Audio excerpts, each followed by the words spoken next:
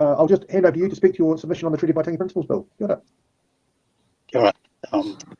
Tinakoto Katwa, Chairperson Honorable Dr. Duncan Webb, a member of the Justice Subcommittee. Thank you for the opportunity to make an oral submission in rejecting the Treaty Principle Bill.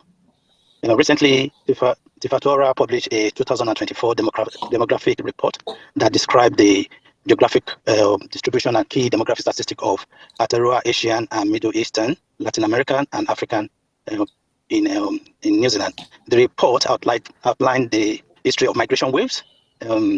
First, the Chinese gold miners arrived in Aotearoa in 1865. From 1949, we start receiving refugees from various countries. And then from 1960s, we opened the visa for skilled workers from there, as well as an international student.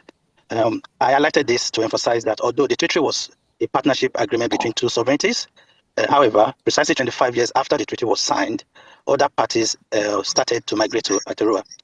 But unfortunately, these other parties, for example, the Mila subgroup, who are the diverse ethnic communities, have felt that the conversation about honoring the treaty is one between Maori and Pakeha, in quote, the crown. More so, they aren't sure of their place in a treaty-based constitutional arrangement.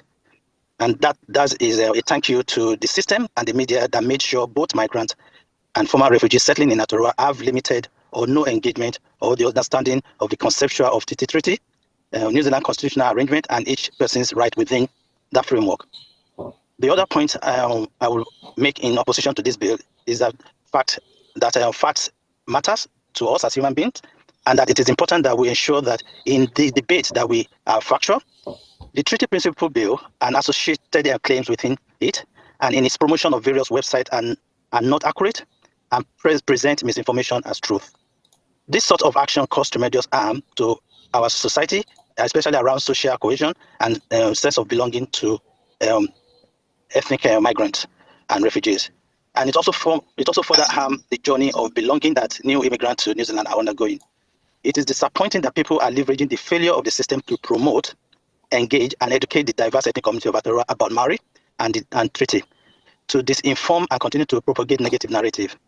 As you are aware, it is disinformation that wins in any referendum. Contrary to people calling for referendum, and from other jurisdictions, disinformation always wins. But education helps. And what furthermore, misleading content deliberately spread to deceive people and to secure economic and political gain, and which may cause public harm. And that's how I see this bill. At this junction, I would also like to stress that contrary to the narrative to divide us, Treaty of Waitangi isn't about ethnicity. It isn't about individual rights. It is a binding agreement between sovereignties, between the Crown and the Maori. Those are the two sovereignties. And I will refer you to paragraph 15 and 16 of my written submission for reflection. And if we really genuinely want to build concession around treaty and our constitutional arrangement that will promote greater legitimacy and social cohesion, I think we should take these two paragraphs, which I've called policy or legislative proposal. We are at time, so we're going to have to cut you off there, but I think you've made your points really effectively. So thank you for that. And we do have your written submission as well. Okay, thank you. Thank you very much for your submission.